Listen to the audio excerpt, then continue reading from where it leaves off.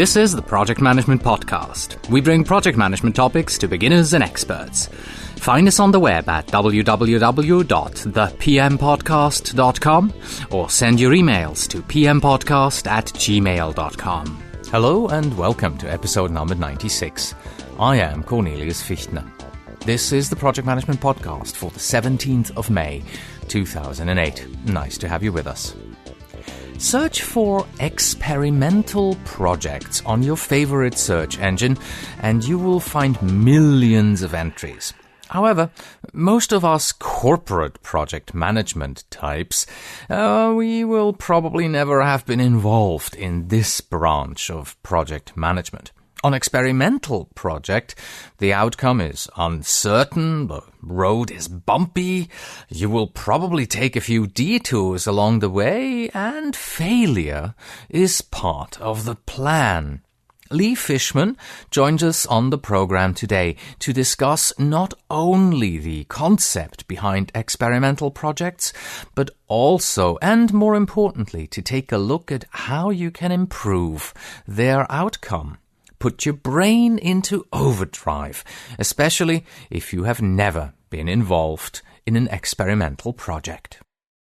Today's episode is sponsored by Spark Internet Marketing, a full-service premium internet marketing firm offering search engine optimization and pay-per-click services for customers across North America. Our number one priority is to grow your business by leveraging the internet to bring you qualified leads at rates lower than traditional advertising mediums. We deliver quality work and fully explain our efforts to you on a monthly basis. Visit sparkinternetmarketing.com and sign up for a free website performance report and 60-minute personalized discovery session.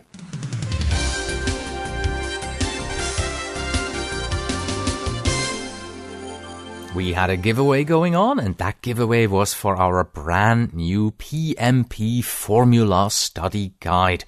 And here are the winners who each receive a copy of that Formula Study Guide. First of all, there is Don Ellis. Don is a listener of our premium podcast. And then there is Oseas Santana Filho from Sao Paulo in Brazil. He is one of the free podcast listeners. Yes, congratulations to both of you. Now, like I said, Don Ellis is one of our premium podcast subscribers, and everyone who subscribes to the premium subscription will automatically be entered in all of our drawings. If you'd be interested in subscribing to the premium feed, you will not only be entered into all our drawings, you will also receive additional episodes, and most importantly, of course, you support the Project Management Podcast.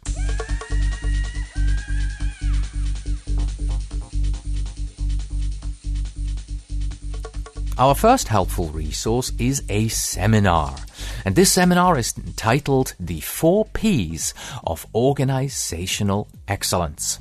And those 4 Ps are principles, people, productivity, and process. This seminar is going to be held on October 22nd and 23rd this year at the National Constitution Center in Philadelphia, Pennsylvania. And your presenters are going to be Jerry Manis, we've had him on the program before, and Jerome Jewell. And when I read these names, I'm like, wait, Jerry, Jerome, Jewell, that's 3 J's in their initials. Shouldn't they have chosen the 4 J's of organizational excellence? Okay, so it's the 4 P's of organizational excellence. Principles, people, productivity, process. And the key topics that they are going to be talking about is 6 winning leadership principles, achieving lean and flexible processes, emotional intelligence, cultural awareness, constructive conflict, and building a house of leadership. So a very strong focus here on leadership training in the seminar by Jerry and Jerome. Now, if you're interested in this particular seminar and you're a listener of the Project Management Podcast, you obviously are, otherwise you wouldn't be hearing this, you will receive a 10% discount on it. So stop by at thepmpodcast.com, and in the left-hand side, you will find the information about the 4 Ps of Organizational Excellence seminar and how you can get your 10% discount, which in effect is sending Jerry an email and saying that you'd like to get your 10% discount. Our second helpful resource could help you win some money. This one is from Rita Mulcahy. rmcproject.com is their URL. And what they are doing every year is they're doing a Tricks of the Trade contest. And yes, the 2008 contest is here. Let's see what they write. Submit an innovative project management technique and win. Do you consider yourself an innovative project manager? Do you have a project management trick, technique, or creative way to use a tool that helps get your project completed on time and on budget? If so, you could win up to $2,000 for your knowledge in our Tricks of the Trade contest. Well, $2,000 for the best trick, they say, $1,000 for the second best, and $500 for the third best trick. Well, if you've got a new trick, why not give it a shot? Stop by at thepmpodcast.com and look in the helpful resources section of today's episode, number 96, to read more about this contest from Rita Mulcahy. And again, if you're interested in the Jerry Manis seminar, that's not in the helpful resources. That is more prominently over in the left-hand navigation under PM Seminars. All right, and now on to our main topic, the discussion on experimental projects with Lee Fishman. Lee Fishman works for Galarath Incorporated. Galarath produces the SEER line of estimation tools for gauging the effort, duration, and risk involved in software development, IT services, manufacturing processes, and hardware development projects. SEER has been around for 20 years and currently serves an international list of Fortune 100 customers. Lee has been with the company for 14 years. During this time, he has headed up numerous new project development efforts, including 5 small business innovation research projects, which are competitively funded by the U.S. government. Lee earned a Bachelor of Arts in Economics from the University of Chicago and a Master's in the same from UCLA. Lee also provided us with a PDF document that contains the presentation he gave at the 2006 NASA PM Challenge 2006. If you are using iTunes or a similar podcatcher program, you will find this PDF document has already downloaded to your computer. Otherwise, please stop by at the website where you can click to download this PDF document at the bottom of today's episode. So, without further ado, here is the interview with Lee Fishman. The Project Management Podcast's feature interview. Today with Lee Fishman, Senior Director of Product Development at Galarath Incorporated.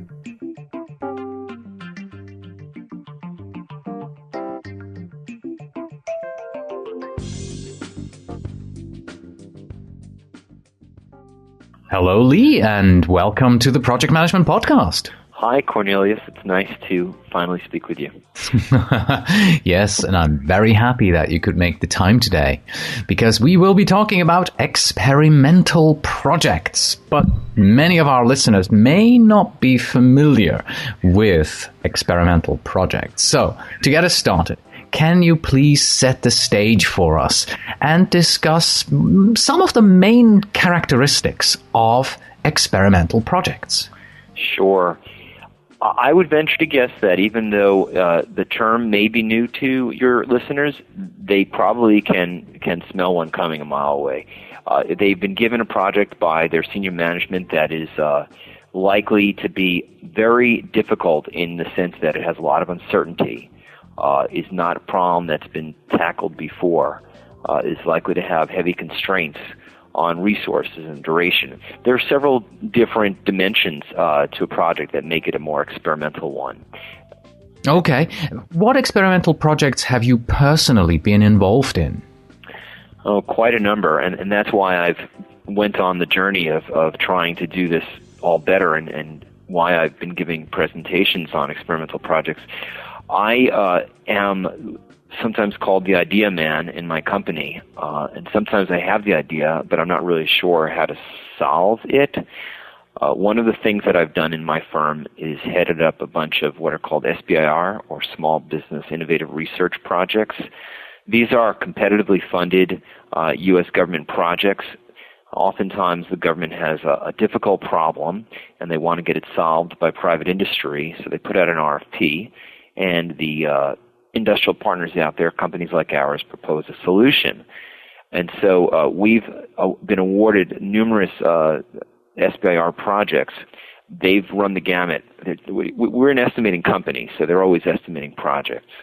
One of the projects I've recently completed was a model to estimate the cost of spacecraft 10 to 15, 20 years out into the future, which is as hard as it sounds to do. Another project that I completed several years ago was intended to automatically size software from requirements. And the list goes on, data mining projects, expert systems, and so on. And each one of these projects had something in common, which was we really didn't know how we were going to do the project when we got the award. We had an idea. We put a proposal together with a proposed approach, but that was really the starting point. And we needed to figure out how to do these things successfully. So after doing a whole bunch, and then after having the biggest experimental project of my life, my first son, I thought to myself, wow, I got to learn how to do these things better. And it was really a self-interested journey. And after I had completed the first stage of the journey, I thought to myself, oh, why don't I just share this with everyone else? So I'm not really a consultant. I'm really a practitioner, and I am up to my head in projects right now that I'm benefiting from my own journey. Wow, your projects sound incredibly interesting. I mean, how do you estimate the cost of a spacecraft 20 years in the future and build a model on it? I can't even fathom it. Just to be clear, experimental projects has nothing to do with extreme project management, right? It's just that there's a similar sounding beginning, exp and extreme, but they have nothing to do with each other. Well, I would say that they're coming from different directions. I think my direction on experimental projects is a more traditional one.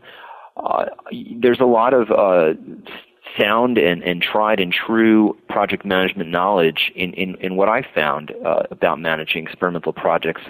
I think that experimental project management is definitely related to this, but just from another direction. I'm gonna smile, put a smile on my face when I say this, but I'd say that experimental project management is more of an opportunity for consultants to sell a new brand of gobbledygook. I don't have as much to sell in where I'm coming from. I'm sharing. Okay, so let's move on to the sharing part, yes, because we are going to be sharing your presentation about experimental projects with the listeners of the podcast. It's called Improving Outcomes on Experimental Projects. And the word improving in the title means that there must be some kind of a deficiency with experimental projects. Do I assume correctly that this might be because we're trying to apply our standard project management methodologies to experimental projects and it just doesn't work? I'm not going to make an absolute statement like that. I don't want to throw rocks and say that traditional project management doesn't work for experimental. Oh, come on. No way. Throw a rock. Okay. No way. And I'm not even going to think that. I really don't believe that. I think that a traditional project manager, let's take a step back. We're doing experimental projects right and left every day, probably more so than ever. And I think a lot of them end up being successful, and a lot don't. And the ones that don't, is it necessarily because their project management methods are wrong? Not completely. Let me say that a lot of people out there who are doing experimental projects are not necessarily project managers. They're experimenters and they're scientists who, by temperament, they already understand what I'm talking about. I think that it's the managers who come to projects like this who might need calibration, and the higher level management. Let me give you an example. You're in a company that has a bunch of projects going on. There's 3 levels of management. The highest level management gives you what is an experimental project, and you're the manager. It's your job to get it done. Well, let's say you have some failures on that project, and you don't want to report failures to your higher level management. But in an experimental project, everyone's expectations need to be adjusted. Failure is part of the project. Failure is, and I think it's a tried and true statement out there, it's part of the learning process. You fail through life. You fail on experimental projects. It doesn't mean you failed on the project. It's a part of the journey. You have to try a lot of things until you succeed. The example that I gave of the spacecraft cost estimating project, we failed right and left. We knew we were going to fail. We created the excursions in the plan that let us do that and not threaten the overall project. So getting back to your question, which is there a deficiency? The deficiency might be from a high-level perspective in terms of expectations. Let failure occur. Is there a deficiency on the management side? I'd say it's a matter of emphasis. Do certain things more. Okay. What certain things? When you are on a project like this, you need to encourage the learning and discovery process. And to encourage that process, it's almost like spraying a little WD-40. You want to lubricate things. You want to get people thinking more in their unique domain rather than being worried about all the distractions which inevitably occur in a project. You want to get people talking more. You want to get people discovering more of what's out there that they can incorporate into their project. You want to create the connections that make sparks fly. You want to look and see what the diverse interests and diverse knowledge and diverse experiences of the team are, and get them out there to the fore where they can actually play a role in determining the project. You may have different people coming to a project who are given defined roles, and they stay within those roles, and learning is not emphasized. But if you look back, if you look into their background and you try to draw that out, that's a good example of how you can get the project functioning with a higher octane that's needed. Experimental projects could be the Lamborghinis of project. Only a few cars out there like the Lamborghini need that higher octane, and you've got to draw that octane up. You got to make it a 91 or a 92 rather than the standard 87. So let me try and shift the focus a little bit back and take a step back here. Let's start out with the high-level overview of the factors and key components. Can you give us a few ideas about factors and key components that help a project manager arrive at experimental outcome on an experimental project? Yeah, sure. In my own experience and in the experiences of others that I've researched, some high-level themes come out, and I actually made a list of those for easy reference, and those are creativity, discovery, communication, environment, people, plans, and management. Those are the high-level themes. Now, within those themes, there's a lot of interconnection, and there's also a lot of specific techniques. Would you like me to go into that now? Oh, yes, but first of all, question back to you. These themes sound like they're exactly the same as on a normal project. It doesn't have to be experimental to have these themes. Well, as I've said, I'm approaching this from a more traditional perspective. Mm-hmm. I think it's a matter of emphasis. I didn't say we should throw out all the good stuff we know about project management. Right. I think the emphasis changes. So, for example, the last several items I mentioned, people, plans, and management, you're going to find that on every project. Yeah. Now, I'm pushing harder on the creativity, on the discovery, on the communication, and different forms of communication. Creativity and discovery, though, are really the key value-added items on an experimental project. On a very standard project that has no experimental attributes, it might just be called doing. Like if you're going to build a house, and the house is from a blueprint, you've got to raise the walls and pile on the bricks and put in the plumbing. There's really very little creativity involved there. Mm-hmm. Exactly. I was just going to say, when you're given a project, in a normal project, you're usually given some kind of requirements, or you have a work breakdown structure, or somewhere your scope is predefined, or you're in the process of defining it. And the creativity that is needed is limited to that particular scope. It has to fall within the boundaries, right? Right. However, in an experimental project, you don't really know what the boundaries are yet. How do you find your boundaries? Are they somewhat defined? Are they undefined? How do you go about figuring out what your scope really is? Well, every project starts with a statement of the project, a charter, or the goal, ground rules and assumptions, something like that. You're always going to define the borders of your project. In the example I give of building a house, where you have a relatively low requirement for creativity and discovery, you can be building a different sort of house. Let's say you are a company creating a model home that has all sorts of demonstration technologies in it that never have been done before together in an integrated fashion. Well, then creativity and discovery become, very important aspects of the project, whereas before they weren't. And so you asked me about scope. The scope is the same, but the balance of things is different. In fact, you're still, in the example of building a house, a standard house, you have a lot more of rote doing rather than creativity and discovery. I would say that in the more experimental home, you have the same amount of doing. It doesn't reduce the amount of work that needs to go into the house. Creativity and discovery, it's as if the pie grows, so you now have a much fatter slice of creativity and discovery, whereas the amount of doing hasn't gone down at all. So an experimental project, by that example, merely increases the amount of effort required and increases the amount of schedule required. It's not a shift. It's a pie that grows in terms of the amount of work. You talked about discovery. Yes. I assume a big portion of an experimental project is the discovery. It is the learning about what you're trying to do.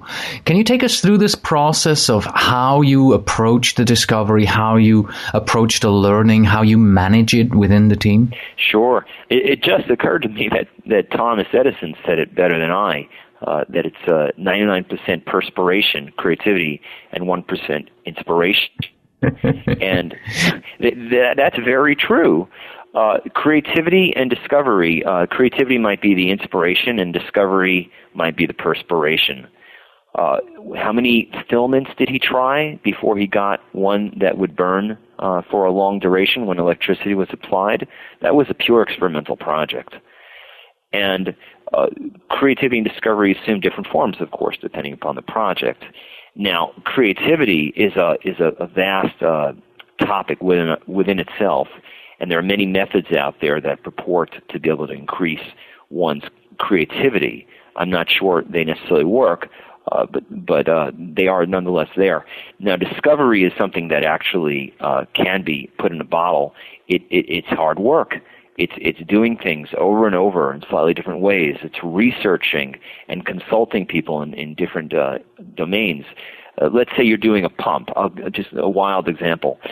Well, you may not even need to know about pumps, but you may not know much about materials. You go out and you find an expert in low-flow surfaces and self-lubricating bearings and things like that, knowledge you don't have. That's all discovery, and that ultimately can create a new and innovative pump. And the examples obviously go on and on and on. It sounds to me like pretty much every project does have some aspect of discovery, but just that experimental projects have a lot more. Yes, absolutely. Absolutely. If you build a a website, for example, you might go out and you look for new vendors of components and et cetera. There's always a new and better widget that you can incorporate into a site. That's all discovery. And the more difficult the site, the more it starts to trend towards experimental even, the more discovery you might require. And then creativity gradually increases as it becomes a really challenging and innovative website even. So I agree with you, and this is in line with what I've been saying, that traditional methods don't fall by the wayside.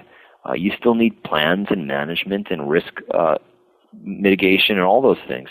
You just have more and more discovery, and then gradually, as the project really becomes a crazy one, experimental one, more and more creativity. Excellent segue, because that's exactly what I was going to ask you next. How much of the traditional project management methodologies and processes and best practices versus more of the experimental discovery learning do you actually have in an experimental project? If you had to venture a guess, is it 30-70 for experimental versus traditional, or what would you say? I wouldn't say that any of the traditional project management practices are lost.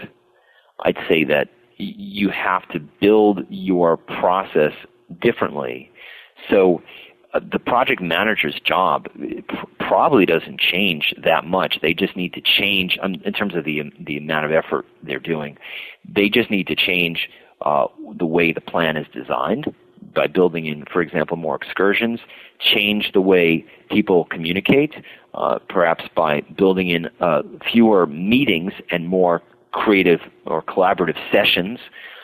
They probably want to better define people's roles so that the people who contribute the highest value are free to do that in a more optimal way.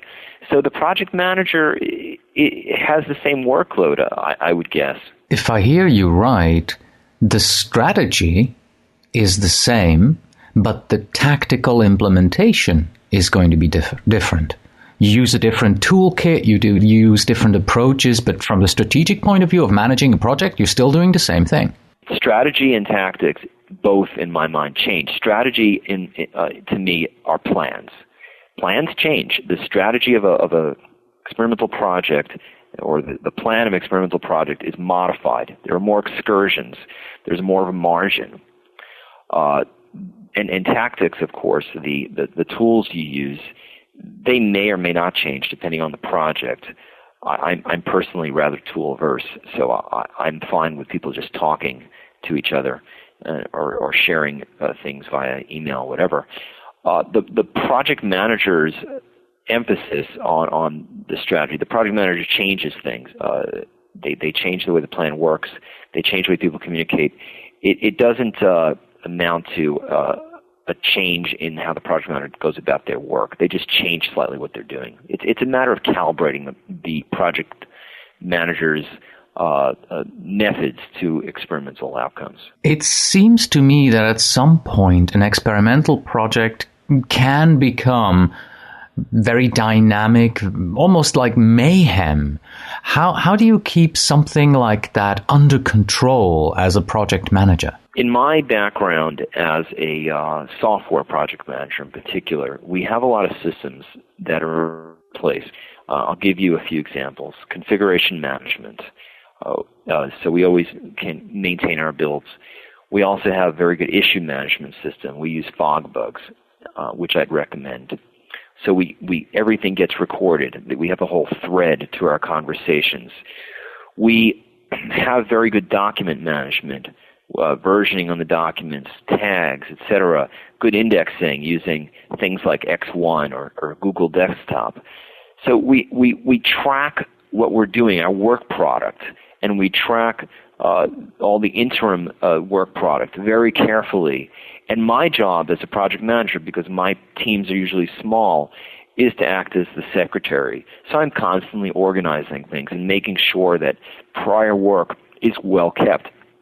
Because we often revisit prior work. We often say, well, maybe we can redo our last experiment in a different way and get a better result. So you have to have really careful control over your documents, over your content. How much more complex are communications on an experimental project? You mentioned a little while ago that you would much rather have people meet in a creative session rather than in a meeting. What about the whole, one-on-one communications that need to go on in order to do all the discovery and the learning? How do you manage that? If a project manager spends 90% of their time communicating, and I think that's a commonly held belief, the project manager still spends 90% of their time communicating. Their job is to make sure that everyone else is communicating as well. So I mentioned the example of a meeting versus a session. Now, my definition of a meeting is everyone else gets talked at. My definition of a session is everyone else does the talking amongst themselves. A project manager needs to be the facilitator of the process amongst the team, the person who makes sure that everyone else is getting out of their little bubble. Because people get into a bubble, they get into a workflow and stay in there oftentimes.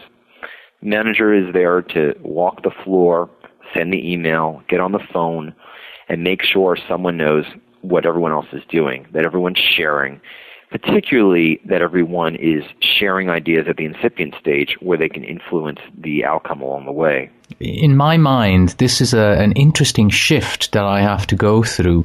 Rather than being someone who is deliverables oriented and works towards deliverables, I suddenly have to really manage the learning, the ideas, the discovery process. It's to me coming from a traditional background where you're given a scope and manage the scope. This is an interesting shift that I have to go through. Well, did you originally have to adjust as well, or how did that work out for you? Well, the reason I do what I do, I guess, is because I'm temperamentally attuned to doing things that way. So I don't know if it was much of a shift for me. I think I finally found my niche, is more like it. Okay. But you're making a really good point. And my philosophy of these projects is twofold. First of all, the customer wants something. They're paying us to do it. And the customer comes first.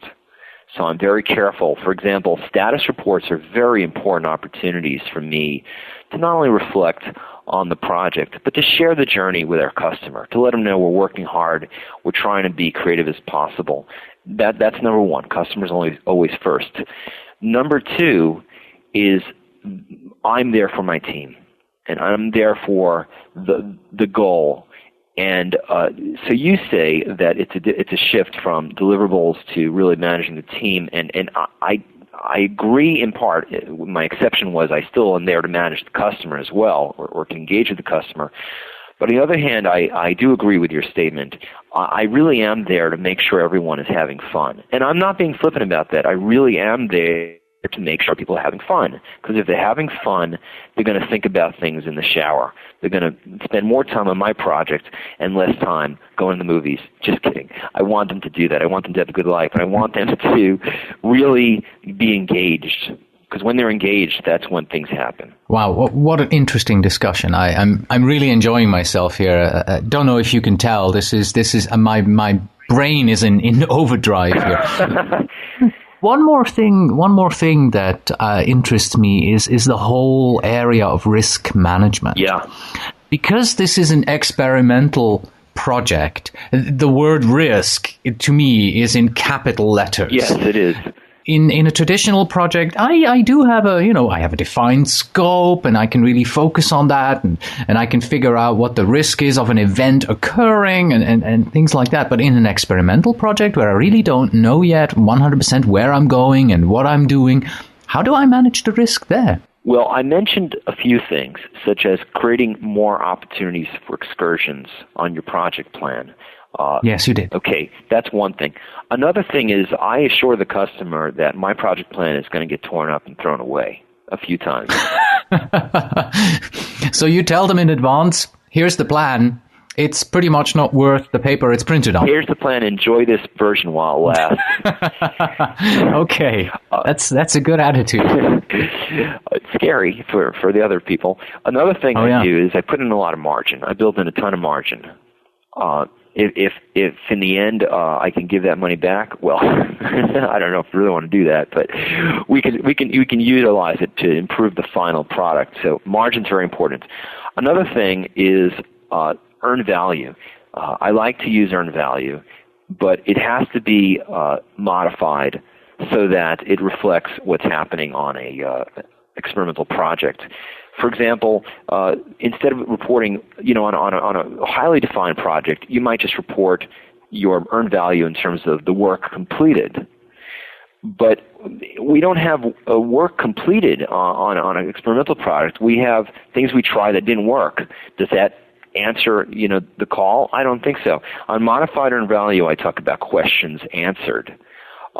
There's a notion of inch-pebble milestones. That's attributable to someone else. I don't have her name in front of me, but the idea is that you put in detail where you can. Where you don't have detail, you don't put it in. Questions answered are one of my primary things. Also, you report things by whether you've completely finished the task versus partially. So there's a whole bunch of different metrics that you can apply using earned value as your framework still that better capture the experimental nature of a project. You also have to be very careful because if you're reporting earned value, as hard as you're trying, there's going to be tremendous discontinuities and resets. For example, if you're going to throw out your plan occasionally, you have to recalculate your earned value with respect to the new plan. So that's a lot of work, and hopefully you've got a somewhat automated system to do that. Automated meaning maybe in Excel. It doesn't have to be anything fancy. Another aspect of the risk management, to me that's important, is what we call sticky risks. And again, there's a very good book on that talks about sticky risk. And why is it called sticky? It's because they're Post-its that you stick on the wall. And they're right in front of your face, and they're there every day, and they're dynamic. You can post stickies upon stickies, and so on. Risk management for me also has to do with sitting down with the customer, identifying all the various risks that are going into something, and every reporting period updating them on the severity of the risk and the means of mitigation. And this is not rocket science. I'm sure that if people know this concept, it's just that you want to really keep it up front with the customer. And again, this is traditional. A lot of people do this already on non-experimental projects. It's just a matter of constant communication, keeping the customer in the loop on the journey you've undertaken. To end our discussion here today, why don't you give us a few key points that you would say someone, a project manager, of course, who has an experimental project or who has a project that is having some kind of an experimental focus or portion of it, what should they look at or what should they focus on in order to improve the outcome of the project? Sure, I'd love to. Okay, first of all, communication channels need to be fortified within the team. And I'm not going to say that this is just for experimental projects alone. How many times would better communication have? I think that's the root cause of all evil in the world, lack of communication. So I'm suggesting it be done here as well. Now, something that's more particular to experimental projects are environments that are, and I haven't talked about this before, environments that are dynamic, that help to lubricate creative processes. Now, what do I mean? There's an idea out there. Are you familiar with fractals? Yes. Okay. The graphics that you zoom in and they're the same, you zoom in, they're the same again. Right. Is that the idea? Right, the Julia sets and the Mandelbrot yes, sets and so exactly. on. Okay. Now, in a fractal, you have an area of regularity, of conformity. For example, someone's clean desk is a good example. And then you have the opposite extreme, which is total chaos, where there's no regularity at all, where things are... Yeah, that would be my desk. That would be your desk, right. Well, it's been found that a desk that's semi-ordered, kind of in the middle, is optimal, believe it or not. So you don't spend too much time organizing your desk. Your desk is not so chaotic that you can't figure out what you're doing every day. Your desk is just chaotic enough so that you don't waste time on it, but so that your creative juices flow better. Now, that example can be made in many instances. For example, the Cambrian era in geologic time was a period of enormous innovation in biological species, because there was a shift occurring. There was a sense of ordered chaos where we were transitioning from one state to another. Now, putting that in a bottle on an experimental project is what we want to do. You want to lubricate things so that there's a little bit of craziness, so that people walk in every day. Maybe it's in the old 90s concept, the Nerf table in the waiting room, the Nerf ball table, but it could be something very different. If you look at the IDEO design firm and their offices, and you go to other creative offices, you see the idea of a highly lubricated environment where people can really think and really create out-of-the-box ideas. So that's number 2 right there. The next idea is that management is there to enable rather than direct. And you also glommed onto that before in the sense that you saw that there was a difference in this regard. You're working for 2 people, still the customer, or else you're not getting paid, but then not really the deliverable, but for the team. You're there to enable the team to get the right people doing the right things, talking to each other, to let people know it's okay to take risks and to fail, as long as there's budget remaining to do that, of course. The next idea is that while you have the same traditional tasks in terms of plans and other forms of management and reporting and such, you have more creativity and you have more discovery occurring. An experimental project is going to take more work. It's not going to take the same amount of the pie. The pie is going to grow, and you're going to have new activities occurring. That's the creativity and the discovery that go on. And a lot of that is implemented via real activities like prototyping. I'm not saying your team takes daily walks in the park. Einstein said he had these walks in the forest that gave him his ideas. As I sit here, there's actually a nice little grove out there where I'm sure people take walks in the forest, but that's not normally what you do. You build breadboards and you build prototypes and you build real things. At Xerox PARC back in the early 80s, I guess late 70s, they built their own computer, the Xerox Star. And it could have been seen as a ridiculous activity, but they basically learned while doing. They built a computer, and from that, they gained all sorts of other enabling technologies which eventually changed our world, like the mouse or the bitmap screen, because they went out and they built themselves a computer, which would have been seen potentially as a foible at the time, or folly. So that's another big thing, that learning and discovery are much more important. By the way, another thing about learning and discovery, if you can do it, is competition. And I hadn't mentioned this either. DARPA has started to compete teams with one another in their Urban Challenge, which is an extension of their Grand Challenge, which was the desert, the autonomous vehicle path over the desert. It was the Grand Challenge. The Urban Challenge is transitioning that to the urban environment. And DARPA is actually putting teams together, giving them a similar test bed and everything, and making them share at various points, but they're competing with one another. Microsoft did this with Outlook. They had 2 completely Outlook Web Access. They actually had 2 teams compete against one another. And so competition is a brilliant idea. That's why the X Prize is so spectacular for experimental projects. Another big theme, and this is my last, is that plans should permit a dynamic journey. And it's a journey that's enabled through revisions, through the realization that you're going to have to make revisions. And also by managers increasing margins so that you can fail along the way. You still have money to go and continue.